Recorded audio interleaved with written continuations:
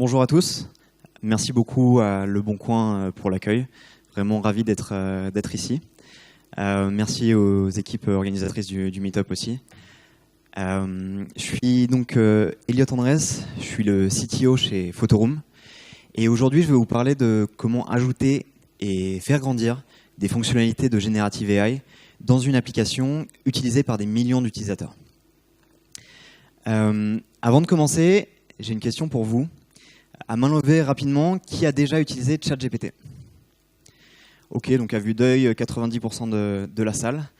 Qui a utilisé ChatGPT cette semaine, donc dans les 7 derniers jours? Ok, un petit peu moins, on est passé sur 80%. Et aujourd'hui, qui a utilisé ChatGPT aujourd'hui? Ok, on est sur du 50%. Donc maintenant, la question qui fâche, qui paye pour ChatGPT? Ok, donc on est sur du 25%, intéressant de voir les statistiques dans la salle. Je me fais pas d'illusions, on est sur une audience d'early adopters, j'imagine que ce n'est pas les mêmes statistiques pour l'ensemble de la France. Donc ChatGPT, c'est un des modèles les plus connus de Generative AI pour générer du texte. C'est probablement le modèle dont tout le monde a entendu parler. Il y en a un autre qui est utilisé plus pour générer des images et dont vous avez peut-être entendu parler, ou en tout cas vous avez sûrement entendu parler d'une image très connue qui vient de ce modèle. Je ne sais pas si vous voyez où je veux en venir. C'est cette image très connue du pape en doudoune un peu flashy. Est-ce que vous savez ce qu'est l'outil qui a été utilisé pour générer cette image? À main levée, qui a une idée de l'outil qui... Ok, donc on est sur 30% de la salle qui se doute. Et effectivement, c'est Midjourney, un outil qui est utilisable sur Discord pour générer des images. Et à bras levés, dernière question, qui a déjà utilisé Midjourney, qui a déjà généré des images avec Midjourney? Ok, donc ouais, 25% de la salle. Je vous invite à l'utiliser, c'est vraiment un outil qui est fabuleux aussi pour générer des images. On peut vraiment s'amuser avec. Aujourd'hui, je vais vous parler de 3 choses principalement. D'abord, comment on utilise la Generative AI chez Photoroom, quels sont les cas d'utilisation, ainsi que l'impact que ça a eu sur notre business. Ensuite, je vais vous donner 3 apprentissages qu'on a eus sur la Generative AI, des erreurs qu'on a faites, des erreurs qu'on ne refera pas. Et enfin, je vais ouvrir sur d'autres sujets tels que le MOAT, qui est le mot anglais qui est sur toutes les bouches en ce moment quand on parle de Generative AI. On va parler d'argent, combien ça coûte d'entraîner un modèle de Generative AI, de le faire tourner, et d'éthique aussi, quelles sont les questions éthiques et morales qui sont posées en utilisant la Generative AI. Voilà. Je vais lancer mon petit timer pour être sûr de ne pas aller au-delà du temps imparti. Et avant de se lancer dans tout ça, vous dire quelques mots sur Photoroom. Donc Photoroom, c'est une application qui est disponible sur toutes les plateformes pour générer des photos pro pour votre business. On aide les petits business comme les très très grands à créer des images qui vendent plus et qui donnent une image positive d'une entreprise. Donc on fait aussi des photos de profil, vraiment LinkedIn, on fait de A à Z. Tout ce qui est photo pour votre business, on vous aide là-dessus. Pour vous donner une idée, on est à 80 millions d'installations. On est dans 28 langages, dans plus de 120 pays. Et on édite plus d'1 milliard d'images tous les ans en utilisant de l'AI, générative ou non, juste généralement des algorithmes d'intelligence artificielle. Et comme je vous disais, on est utilisé par des entreprises petites et grandes, donc Warner Bros pour citer une des plus connues, Celency en France, Scenario qui est une entreprise de Generative AI aussi. Et pour vous dire quelques mots sur l'entreprise très rapidement, ça a été créé il y a à peu près 4 ans, 3 ans et demi. On travaille en anglais, la moitié de l'entreprise est remote, donc travaille à distance. On se retrouve une fois par mois dans nos bureaux à Paris. Et il y a à peu près 45 personnes qui travaillent chez Photoroom, avec une dizaine de nationalités, donc des gens qui viennent d'un petit peu partout dans le monde. Et voilà, je suis juste là. Avant Photoroom, j'étais freelance en computer vision, donc ça fait à peu près 8 ans que je travaille sur les sujets d'analyse d'images et de génération d'images plus récemment. Donc lançons-nous, et je vais vous parler de comment Photoroom a ajouté de la Generative AI dans un produit qui à l'époque était déjà utilisé par des millions d'utilisateurs. Et on va, avant de commencer, je vais vous faire une petite démo de ce que fait Photoroom aujourd'hui. Je prie les dieux des démos pour que tout se passe comme prévu. Hop. Parfait. Donc là, j'ai mis une image dans Photoroom, une image de chaise classique. Et ce que Photoroom fait, c'est qu'évidemment, on retire le fond. On a fait ça pendant les 3 premières années. Donc c'était pratique. Les gens pouvaient rajouter un fond ou alors utiliser un template pour ajouter un type du texte par-dessus ou vendre leurs images. Ça fonctionnait relativement bien. Les gens étaient plutôt contents, mais il y avait quand même quelque chose qui n'allait pas. Vous pouvez voir, on ne voit pas très bien avec la lumière ici, mais là, avec l'ombre ici que je viens d'ajouter, elle n'a pas l'air très réaliste. C'est-à-dire que par rapport à la géométrie de la chaise, on n'est pas sur du quelque chose qui a été créé en studio. En tout cas, on n'en a pas l'impression. Donc une fonctionnalité de Generative AI qu'on a ajoutée, c'est ce qu'on appelle Instant Shadows. Et en un seul clic, on peut générer des ombres qui sont réalistes, comme si la chaise avait été prise dans un studio. Et ça marche pour toutes les catégories d'objets. Vous pouvez, votre bougie, votre bouteille de parfum, avoir des ombres réalistes et ne pas avoir à appeler un photographe, appeler un studio. Il faut plusieurs mois pour que ça se passe, avoir des photos comme ça. Donc ça, c'est plutôt utilisé pour les listings par les gens qui veulent, sur la liste des produits, avoir des images un petit peu minimalistes et quand même donner une idée de qualité sur leurs produits. Mais on nous a aussi demandé autre chose, qui était plus des images qui s'appellent lifestyle. Et donc là, je vais tout de suite retirer l'ombre et vous montrer ce qu'on fait, notre feature phare en Generative AI, qui est de générer des fonds. Donc après 3 ans après avoir retiré les fonds, on a maintenant des algorithmes qui les génèrent automatiquement. Et donc vous voyez ici, on a généré une scène un petit peu cosy pour mettre en valeur cette chaise et potentiellement que la personne qui va l'acheter ait une idée de à quoi ça ressemblerait dans son salon. On peut aussi voir évidemment d'autres fonds qui sont un petit peu plus thématiques. Donc on a par exemple la neige, dans le cas où vous vendriez des chaises faites pour l'hiver. C'est évidemment pas le cas ici, mais ça vous donne une idée d'à quoi ressemblent les algorithmes qui les ajoutent dans un décor. Donc ça, c'est une fonctionnalité clé de Generative AI qu'on a ajoutée dans Photoroom et qui fonctionne extrêmement bien aujourd'hui, qui est utilisée par des millions d'utilisateurs. Et ce que je ne vais pas partager avec vous dans cette première partie, c'est dans la deuxième partie, c'est les apprentissages qu'on a eus en ajoutant ces fonctionnalités de Generative AI. Voilà. Quelques mots sur comment ça fonctionne, parce que vous êtes peut-être curieux et vous vous demandez peut-être de comment on génère le fond de cette manière-là pour les images. Donc en fait, en utilisant l'application, l'analyse de l'image et le processing se fait pas directement sur cet ordinateur-là. Il se fait sur un serveur distant, dans le cloud. Et ça se passe donc chez nos cloud providers, on en utilise plusieurs.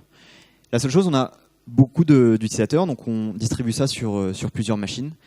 Chaque machine a un GPU. Vous en avez peut-être entendu parler dans le cadre de la Generative AI, mais en général, on en entend parler pour le jeu vidéo. Historiquement, c'était plutôt utilisé pour le jeu vidéo. Mais aujourd'hui, ChatGPT tourne sur des GPU, Midjourney tourne sur des GPU, et donc il y a un petit peu une pénurie de GPU, je vous en parlerai après. Pour vous donner un ordre d'idée, une machine comme ça, et on en utilise un certain nombre, ça coûte à peu près 3 000 $ par mois à louer. Donc chaque fois qu'on en rajoute une derrière ce load balancer, ça rajoute à la facture 3 000 $ par mois pour chaque machine. Alors il y en a qui sont un petit peu moins rapides et moins chers, plus rapides et plus chers, mais voilà, ça vous donne un ordre de grandeur. Et comme je vous disais, il y en a un certain nombre pour pouvoir absorber la charge. En parlant de charge, elle varie au cours de la journée. Donc nous, on a notre pic autour de 17 h, c'est là où il y a le plus de nos utilisateurs, les États-Unis qui se connectent, l'Europe aussi qui continue d'utiliser l'application. Et donc on varie le nombre de GPU pour ne pas avoir à payer les 3 000 $ de toutes les machines au cours de la journée. Donc en début de journée, on a moins de machines et à la fin de la journée, on en a plus.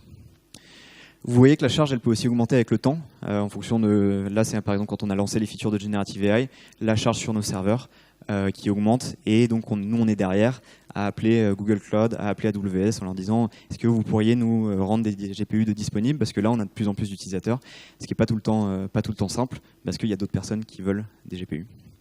Les axes sont volontairement cachés sur les graphes. Vous m'excuserez, toutes les données ne sont malheureusement pas publiques. Et donc, vous êtes en droit de vous demander quel a été l'impact, parce que là je vous ai montré des fonctionnalités qui sont certes potentiellement intéressantes, mais quel est l'impact sur le business, en fait, sur notre startup. Donc ça c'est notre revenu récurrent, c'est pareil, il n'y a pas d'axe sur ce graphe-là, et ça ne part pas de zéro non plus. Donc ça, c'est notre courbe de revenus. Vous voyez, il y avait toujours de la croissance, c'était intéressant.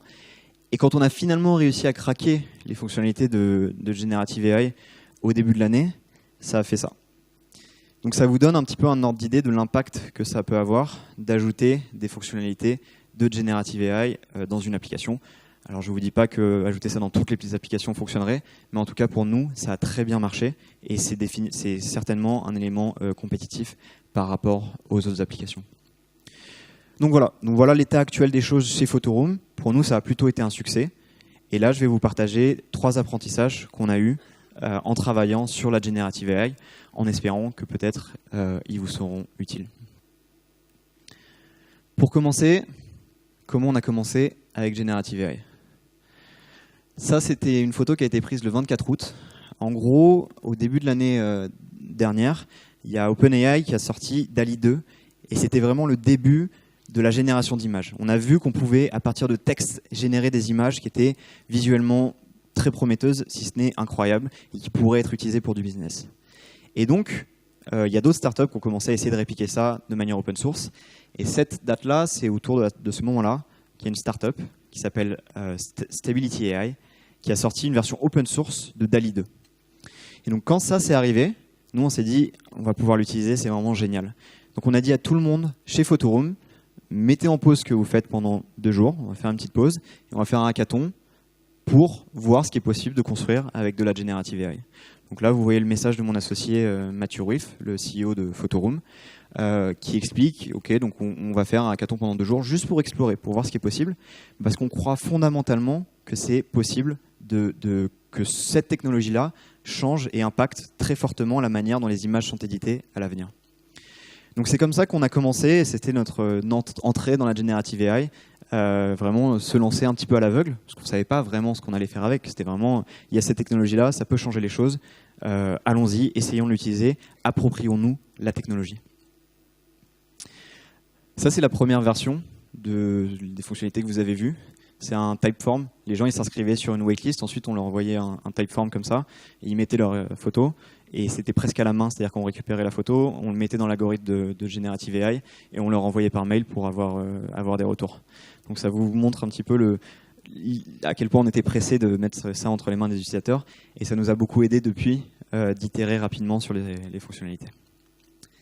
Donc, quels apprentissages on a eu sur Generative AI?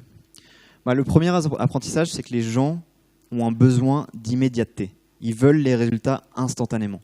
Si vous avez utilisé récemment ChatGPT, il y a 2 versions. Il y a la version rapide et la version un peu plus intelligente qui est ChatGPT 4. Et vraiment, c'est frustrant d'utiliser GPT-4 parce que c'est lent. Alors que l'autre version donne des réponses instantanées et vous pouvez vraiment sentir cette frustration en utilisant l'outil. C'était un petit peu la même chose sur Photoroom. C'est-à-dire que les gens mettaient leurs photos et leur disaient à la fin, bon voilà, gardez un œil sur vos mails parce qu'on va vous envoyer un mail dans 1 minute avec les résultats. Je ne sais pas si vous imaginez, mais vous venez de voir la pub pour l'application, vous dites ok c'est génial, je vais pouvoir rajouter un fond sur mes images. Vous ouvrez l'application, vous mettez votre image, vous ajoutez du texte, et là on vous dit va falloir attendre et être patient. Généralement les gens ils ferment l'application, ils ne sont pas très patients, ils reviennent assez rarement. Et puis surtout ils ne peuvent pas vraiment itérer sur ce qu'ils ont fait et aller jusqu'à la meilleure image. Et donc avec beaucoup de travail de l'équipe Machine Learning chez Photoroom, on a réduit ce temps-là. Aujourd'hui, vous l'avez vu dans la démonstration, on est passé à quelques secondes à peine pour générer ces résultats. Et entre ça, 1 minute et 3 secondes, l'usage du produit, il est complètement différent. L'adoption est vraiment beaucoup plus importante. Les gens itèrent là-dessus, le réutilisent, reviennent, s'amusent avec. Et donc ça rendait vraiment impossible l'utilisation de cette technologie-là. Et c'est en travaillant sur réduire le temps qu'on a réussi à avoir plus d'adoption sur le produit. Donc voilà, premier point, instantanéité. Deuxième point, obtenir des résultats corrects, ou en tout cas qui correspondent à vos attentes. Si vous êtes assez fort au jeu des 7 différences, vous allez peut-être remarquer des petites différences sur les images qui ont été générées. Donc ça, c'était l'ancienne version de Instant Background que vous avez vue. Ici, par exemple, les objets ont l'air très similaires, mais la poignée, elle est noire. Il y a 3 bandes ici au lieu de 2. Les triangles ici, c'est pas les mêmes. On a mis un triangle rouge là, un triangle noir là. Donc ça passe à peu près, mais quand vous êtes quelqu'un qui vend sur Internet, vous ne pouvez pas mettre une photo comme ça avec la poignée noire et ensuite la personne reçoit la photo avec la poignée blanche. C'est strictement impossible. C'est encore pire pour les vêtements. Il y a énormément de vêtements qui sont vendus chez Le Bon Coin. J'imagine que les gens qui nous accueillent doivent le savoir. La photo doit vraiment correspondre au produit. Et donc, si l'algorithme commence à halluciner des textures, des boutons, des fermetures éclairs, c'est extrêmement problématique. Et vous imaginez pour l'ameublement, même problématique. Donc, ce besoin d'avoir des résultats qui correspondent vraiment aux attentes, vous pouvez le voir aussi sur ChatGPT. C'est-à-dire que cette tendance qu'a l'algorithme à halluciner des réponses, c'est un des gros inconvénients aujourd'hui, qu'on n'arrive toujours pas à résoudre d'ailleurs. Les résultats doivent vraiment correspondre aux attentes des utilisateurs, et c'est une question ouverte aujourd'hui en Generative AI, dans certains domaines, comment on arrive vraiment à obtenir quelque chose de fiable. Donc voilà, pour nous le deuxième apprentissage, on n'a plus ce problème aujourd'hui, on garde l'ensemble de l'objet et on ne touche que le fond, de sorte que si vous achetez cet objet-là sur Internet, il correspondra aux images que vous avez vues. Troisième apprentissage, le besoin de contrôle des utilisateurs. Donc ça, c'est une version de Instant Background d'il y a quelques semaines, qui est toujours utilisable, qui est très très simple à utiliser. Vous mettez votre photo et on vous propose des résultats comme ça. Et de plus en plus de gens nous envoyaient des messages au support en disant ouais, vous m'avez fait une scène avec l'eau comme ça, et moi j'aimerais bien avoir la cascade derrière en plus de l'eau en bas, est-ce que ce serait possible? Donc petit à petit on les rajoutait, mais on s'est surtout aperçu que les gens ils avaient besoin de contrôle sur les algorithmes. Donc ce qu'on a fait, c'est qu'on a fait ce petit panneau Create a Scene où on laisse les gens customiser et choisir ce qu'ils veulent comme surface et ce qu'ils veulent comme arrière-plan. Mais on a encore eu des messages derrière sur le support où ils disaient non mais c'est très bien, vous me proposez des options, mais je veux vraiment mettre ce que je veux, donc laissez-moi faire. Et donc on a rajouté derrière cette fonctionnalité où vraiment on donne le contrôle absolu à l'utilisateur de ce qu'il y a dans l'image. Et c'était un petit peu un pari pour nous parce que taper du texte sur mobile, c'est pas extrêmement agréable. Et pour autant, cette fonctionnalité, c'est un des hits des fonctionnalités qu'on a sorti récemment. Les gens, ils l'appellent le stylo parce que ça permet d'éditer ça. Et vous pouvez aller voir The Pen sur le groupe Photoroom sur Facebook. Les gens adorent cette fonctionnalité. Ils ont vraiment toute la liberté créative de faire les choses. Et même si c'est plus compliqué à utiliser, ils sont vraiment ravis d'avoir l'entièreté du contrôle. Donc voilà, trois apprentissages. L'instantanéité, la fiabilité des résultats, et en troisième, donner le contrôle à l'utilisateur. Et ce dernier point, il n'est toujours pas résolu en Generative AI. Je crois qu'on va en parler dans le talk d'Harry, mais il y a des gens dans le métier, dans certaines entreprises, c'est prompt engineer, pour aller réussir à bien parler à ChatGPT. Donc oui, la personne qui susurre à l'oreille des algorithmes, ça existe vraiment, et ce besoin de contrôle, il n'a pas encore été résolu. Voilà, donc en troisième partie, je vais vous parler de mots, d'argent et de marge, ainsi que des sujets d'éthique sur la Generative AI. Donc sur le mode, c'est un mot qui est un peu sur toutes les bouches, j'ai tendance à dire sur Twitter. Est-ce que vous en avez déjà entendu parler? Est-ce que vous savez ce que ça veut dire à main levée comme ça? Qui sait ce que ça veut dire mot? En anglais, oui. Enfin, mais ouais. Mot, est-ce que c'est la mousse? Pour moi, c'est moss, la mousse. Pour mot, c'est les douves. Donc l'idée générale des mottes, c'est que vous allez creuser autour de votre château une douve pour vous défendre de vos ennemis. L'idée, c'est que les grandes entreprises qui dépensent aujourd'hui des millions est-ce qu'elles arrivent vraiment à créer quelque chose qui est défensible? Est-ce qu'elles arrivent à créer des barrières à l'entrée qui fassent en sorte que personne n'arrive après à les battre? Est-ce qu'elles arrivent à contrôler le marché? Donc tout le monde se pose un petit peu cette question en ce moment, surtout avec les centaines de millions qui sont utilisés dans la Generative AI. Et récemment, il y a eu un document qui a leaké chez Google. Et cet article qui est très intéressant, je vous le recommande vraiment, en fait l'analyse. Donc le document qui aurait leaké de chez Google disait qu'en fait, on n'a pas de mode. C'est-à-dire ce qu'on fait n'est pas défensible. C'est la même chose pour OpenAI. Les modèles open source vont devenir bien meilleurs et tous les millions qu'on a et qu'on a accumulés au cours des années ne vont nous servir à rien. Donc c'est pas une réponse absolue, mais il y a un débat aujourd'hui sur la Generative AI de qu'est-ce qui est défensible ou pas. Chez Photoroom, nous on fait le maximum pour servir nos utilisateurs qui font du e-commerce et on pense qu'en s'attaquant vraiment spécifiquement à cette niche et en leur faisant les meilleurs algorithmes, ce sera défensible. Est-ce que c'est vrai? L'avenir le dira. Une autre question, donc on va parler d'argent aussi, sur combien ça coûte d'entraîner un de ces algorithmes. Est-ce que vous avez une idée de combien ça a coûté juste d'entraîner, pas de le faire tourner, d'entraîner GPT-4 ? Il y a des chiffres tout à fait qui sont sortis dans des interviews, on n'a pas de chiffres exacts évidemment, mais je ne sais pas si dans la salle, juste comme ça, je prends les enchères. 70 à 100 millions, c'est ça ? Ok, qui dit mieux ?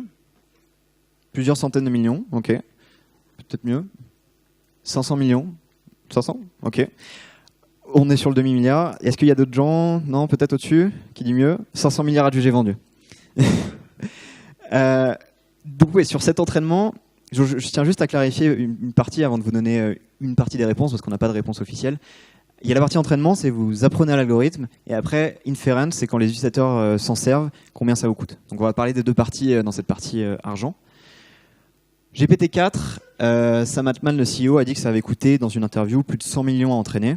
C'est un petit peu vague, on ne sait pas si c'est juste les coûts ou est-ce que c'est l'ensemble avec les ingénieurs. Les estimations avec le nombre de GPU qu'ils utilisent, on est plus sur du 200 millions. Dans leur perte, on est effectivement sur le demi-milliard, c'est-à-dire sur l'ensemble des algorithmes qu'ils utilisent, tout l'argent qu'ils dépensent, on parle donc d'un demi-milliard pour entraîner ChatGPT. C'est quand même une somme vraiment conséquente. Très rapidement sur l'inférence, voilà, ça leur coûterait 20 millions par mois juste à faire tourner. Quand vous allez sur ChatGPT, vous participez à utiliser ces 20 millions. Et pour mid-journée, ce serait dans les 7 millions. J'ai mis les sources en bas si ça vous intéresse d'aller creuser un petit peu plus. Est-ce que vous savez ce que c'est que cette liste très très longue de noms ? Est-ce que vous avez une idée ? Oui. Tout à fait. C'est la liste des auteurs de ChatGPT. Et encore, donc ça ressemble beaucoup à un générique d'Hollywood à la fin, vous voyez, avec toute la liste des noms. Et ça, c'est juste une page. Donc il y a 3 pages de noms remplis comme ça, avec tous les gens qui ont travaillé sur ChatGPT. La partie intéressante, c'est training babysitting, c'est-à-dire qu'il y a une équipe de 4 ou 5 personnes qui vérifient que le modèle s'entraîne bien, un peu comme du babysitting. Donc juste les coûts dont on a parlé avant, on était sur du 100 millions pour les GPU, mais là on parle de payer tous ces ingénieurs qui sont très brillants, donc j'imagine très bien payés, et tous les gens autour, de l'organisation. Donc on est sur des sommes qui sont vraiment considérables pour entraîner ces algorithmes. Très rapidement, d'où viennent les données ? Vous vous en doutez, d'Internet. Je vais passer rapidement sur la partie éthique, parce que je sais qu'Harry va en parler. Il y a les questions de copyright, donc Stable Diffusion, dont je parlais tout à l'heure, qui a généré les modèles open source. En ce moment, ils sont dans des procès avec les entreprises qui ont créé les images sur lesquelles ils ont entraîné. Il y a les questions de est-ce que c'est du vol ? Donc si vous entraînez sur Harry Potter, est-ce qu'un algorithme qui génère un livre dans le style d'Harry Potter a volé l'auteur de Harry Potter ? Là, c'est la grève des scénaristes à Hollywood qui ne sont pas d'accord pour qu'on utilise leur texte pour entraîner des algorithmes ou qu'on utilise des algorithmes pour écrire des séries. Et enfin, le risque de AGI, c'est-à-dire une intelligence qui serait sentiente et qui menacerait l'humanité. Ça donne des titres d'articles de journaux assez intéressants.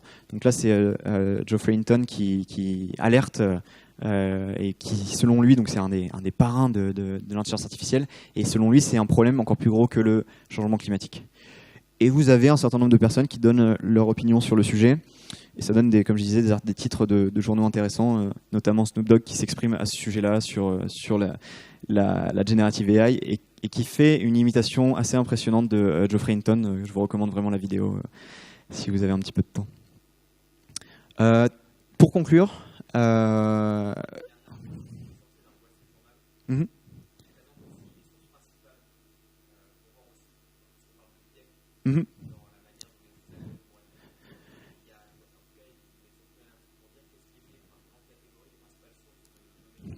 Effectivement, je répète peut-être pour ceux qui n'auraient pas entendu, il y a donc un article dans le Wall Street Journal qui est sorti qui explique les différentes sources de données, et à partir des sources de données, ça fait un certain nombre de biais, et sur les algorithmes d'image et sur les algorithmes de texte. Donc OpenAI a fait énormément de travail pour pas qu'il y ait trop de biais dans le modèle. On peut quand même en trouver, et c'est la même chose dans les algorithmes d'image, et c'est un sujet qui va durer un certain temps sur les sujets de biais dans la generative AI. Pour conclure sur les marges, ça va très très très probablement changer fondamentalement un certain nombre d'entreprises. Là, un exemple, c'est IBM qui annonçait qu'ils avaient pour projet de remplacer 8000 emplois par de l'AI. Donc on ne sait pas vraiment si c'est pour faire plaisir aux investisseurs ou c'est vraiment dans leur plan, mais on est sur un impact conséquent pour une entreprise historique. Un autre exemple, c'est la valeur du stock en bourse de Shutterstock, qui est une entreprise d'image, c'est celle que vous trouvez quand vous cherchez à peu près n'importe quoi sur Google. Et il y a cette date-là où le stock fait un petit peu une chute libre, c'est la date où ils ont annoncé DALL-E 2. Donc ça remet en question des entreprises entières la Generative AI. Mais de manière plus intéressante, ça ouvre un nombre incroyable d'opportunités pour des nouvelles entreprises. Et c'est sur ça que je voudrais insister, c'est que ça, comme vous l'avez vu, nous on a pu ajouter de nouvelles fonctionnalités dans l'application. Il y a des business entiers qui sont créés avec ça. Vous pouvez regarder les dernières cohortes de Y Combinator, l'incubator. Je pense que la moitié des startups sont basées sur la Generative AI. Donc dans les années à venir, ça va être extrêmement excitant de voir le nouveau cas d'utilisation et aussi les nouveaux usages. Vous pouvez imaginer un tuteur pour chaque enfant avec ChatGPT. Vous pouvez imaginer qu'on est tous notre assistant personnel qui nous connaîtrait mieux que personne. Et c'est que quelques cas d'utilisation. Je pense que ce qui va arriver dans les années à venir va être extrêmement intéressant. Pour conclure, ça c'est un exemple de nos utilisateurs qui utilisent l'API pour générer des fonds. Aucune de ces images n'est réelle. C'est-à-dire que les chaussures sont vraies, c'est des vraies photos, mais le fond est généré. Ils ont commencé à utiliser ça. Et ils font 20 à 30% de ventes en plus. C'est un autre cas d'utilisation. Là où je veux en venir, c'est que c'est un petit peu l'utilisation que vous en faites, ces outils-là. Et donc, je suis incroyablement heureux d'être ici avec vous tous pour en discuter après. Je suis très curieux. Venez me voir, expliquez-moi comment vous utilisez ChatGPT, Midjourney. Et ravi d'en discuter et de voir tout ce qui va être construit avec ces outils-là. Merci beaucoup. Et merci beaucoup.